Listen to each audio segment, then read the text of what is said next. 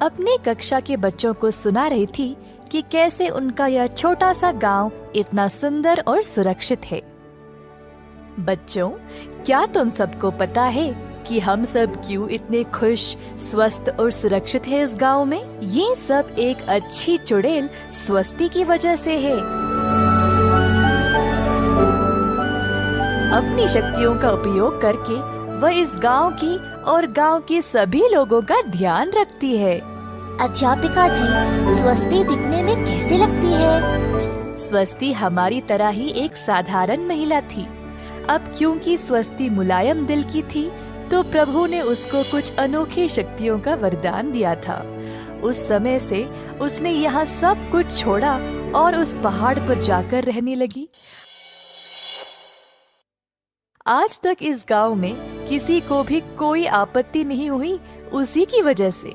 यहाँ के खेत, फूल, फल, लोग, उसने हर एक चीज का ध्यान रखा है। उसी की वजह से हम यहाँ एक सुखी जीवन बिता रहे हैं। पर अध्यापिका जी, क्या हम स्वस्ति को देख सकते हैं? स्वस्ति इसी गांव में रहती है, वो पहाड़ नवरत्नम के ऊपर।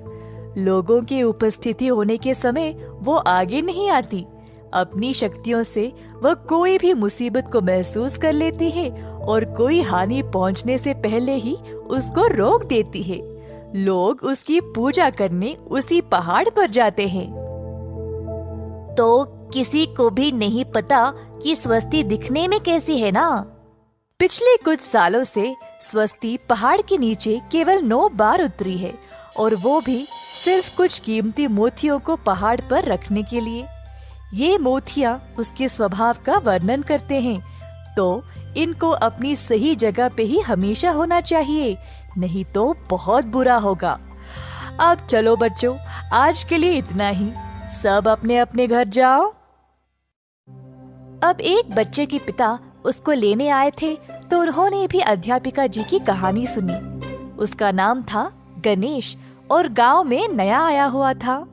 उसको पता नहीं था कि यह कहानी सच है या नहीं, पर उसने सोचा कि अगर उसको और मोतियों में से अगर एक भी मोती मिल गया तो वह जीवन भर अमीरों की तरह जी सकता है।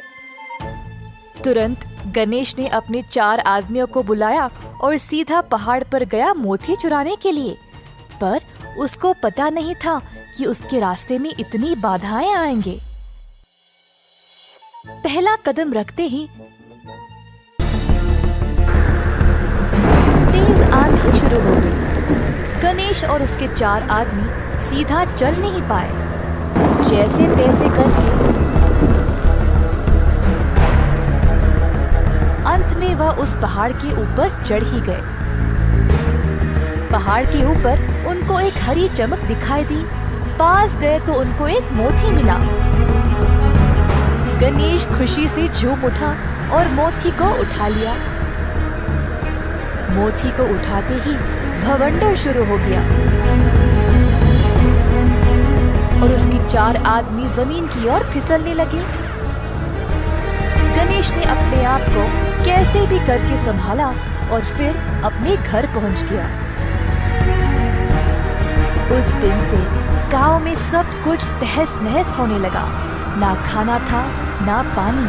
सारे खेत भी नष्ट हो गए और गांव के ऊपर काले भयानक बादल छा गए।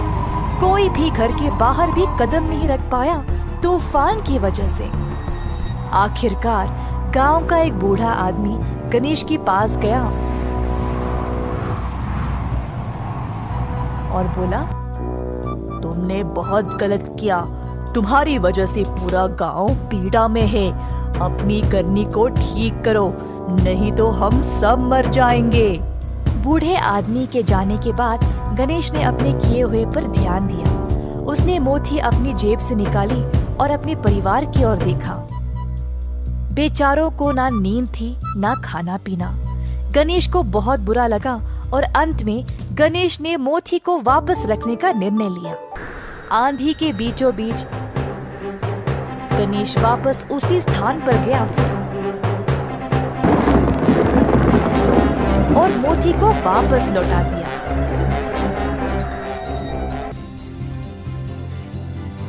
गणेश के ऐसा करते ही सारी परेशानी खत्म हो गई और गांव की स्थिति वापस शांत और सुंदर हो गई। इस घटना के बाद स्वस्ति गांव में आई सबको उन मोतियों का महत्व बताने के लिए। उस दिन से किसी ने भी मोतियों को छूने की हिम्मत भी नहीं की। जादुई